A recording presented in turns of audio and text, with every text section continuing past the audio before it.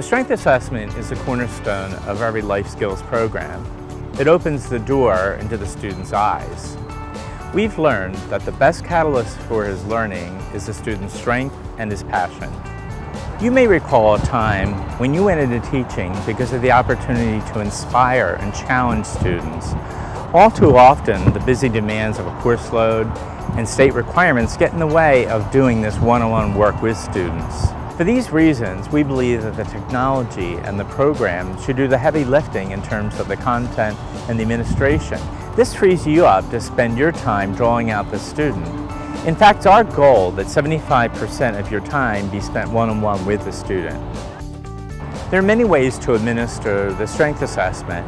The best way to administer the strength assessment is to do it verbally and take notes as the student talks. This provides the facilitator with a wonderful opportunity to engage the student, to understand his strengths and what motivates him. If you take this option, you should probably allow half an hour for each student. You can have some students take the survey independently, but if you do, you may run the risk of getting superficial answers. For example, when you ask them what they like to do, they may say hang out with friends. Obviously, we need to drill down deeper. We need to talk about things that are either career-oriented or hobby-oriented. You should gauge your student's ability to work independently before you make a decision. I think the thing that makes the student strength assessment unique for this program is the fact that it's done one-on-one, in person. So instead of filling out a Scantron, for us, we did it over coffee in a coffee shop, both looking at the same sets of questions. The student was writing their answer, I was typing their answer, paraphrasing it, and asking follow-up questions. Because sometimes, if a student says, I would like to be, work in the front office for the Philadelphia Phillies, if I know that student, and I do, I know that that student's not particularly gifted in baseball. So we can trace that out because sometimes they're not taking a question seriously, or sometimes they simply don't understand a question. And I think if you're filling this out on a Scantron, those kinds of things, if you're not catching them, if you're not looking for those sort of oddball responses, you can go down a rabbit trail. Students will look at this survey as a time of honor. How often can you remember when anybody really listened to what you had to say, your ideas, and what made you tick? One of our students actually said that she should have dressed up for this because she realized that this was really an important event. It's your job to evaluate the results of the survey with a critical eye and to develop a personalized mentoring program for the student that will give him or her exposure to his strengths and passions. What I'm going to say next is probably going to shatter your worlds, but students are actual people. They have stuff that they do outside of school that directly impacts their perception of schoolwork. And I feel like personally, if you don't address that, you're missing out and you're going to miss a connection that you could potentially make with this student. The issue for a lot of these students is, particularly in a context like our church, is they know that being a lawyer or that being a doctor or that being an engineer is reputable, that it's looked well upon.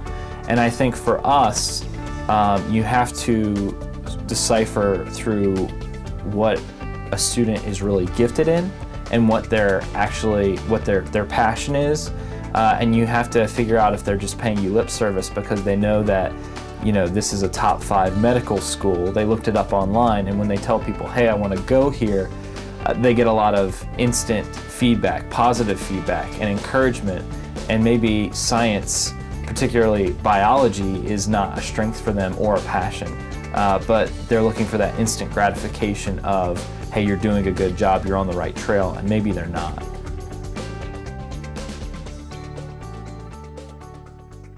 This is not to negate what's happening in the high schools with the counselors who have 200, 250, 300 to 1 students, and there's not the time to do an individual one-on-one mentorship or taking the time one-on-one to do this type of an assessment. They can't. There are too many students and not enough time to do that.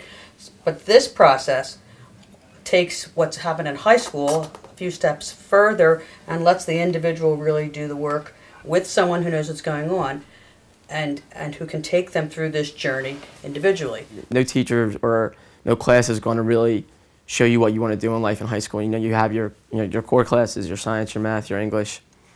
But this helped me, you know, see what I really wanted to do, helped me focus on what I really wanted to do, as, you know, apart from just your typical classes in high school. When you're done giving the survey, you'll write a summary that we call the Student Strength Summary. It'll become the foundation for a very meaningful dialogue that you'll have with the student that lays the foundation for the program that follows. It's important that this is a written summary because it broadcasts to the student that this is an important event and an important document. It also broadcasts to the student that you have respect for his future. Lifeskills will provide you with a template for the summary. It should be brief, only about a page long. When you're done writing the summary, you should schedule time with the student to review the results. This actually becomes the first document in his student profile. You should allow about 30 minutes to do this review session. You want to take a step back and look. Basically, a view from the airplane. Where are the streams and the tributaries going? You want to start to compare the student's learning modality with his interest. If he's a social intelligence, then he shouldn't be doing analytical work that'll isolate himself from people. If he has thought through this properly, you won't find yourself scratching your head. You'll begin to see a common thread appearing. That's not to say that there will always be a stream, and there could be more than one stream. It's your job as a facilitator to dig those trenches deeper. Your job as a facilitator is to listen to the student and try to see if it all makes sense. When you watch a movie, does the plot make sense, or does it leave you confused? Let me give you some examples. You say you want to be a nurse, but you're failing your science classes. You say you want to be a singer, but you've never studied professionally or performed in public. It's your job to ask the hard questions that'll make the student think through her responses. Growing up, I told people I want to go to law school, and I could rattle off the top 5, top 10 law schools. And really, if I was honest with myself, there's no part of me that wanted to do that. I just knew that lawyers were respected, they made a decent income, and that I would receive that instant gratification of saying, this is where I'm going. And hearing people say, oh, you're a bright young man, you're on the right track, even when that wasn't necessarily true, you know, there's that instant gratification. It felt good. I mean, I think it's equally or even more important at that age to know what you don't want to do. What you don't. I absolutely don't want to have anything to do with medicine because of whatever my reasons are. And that immediately eliminates a lot. Yeah.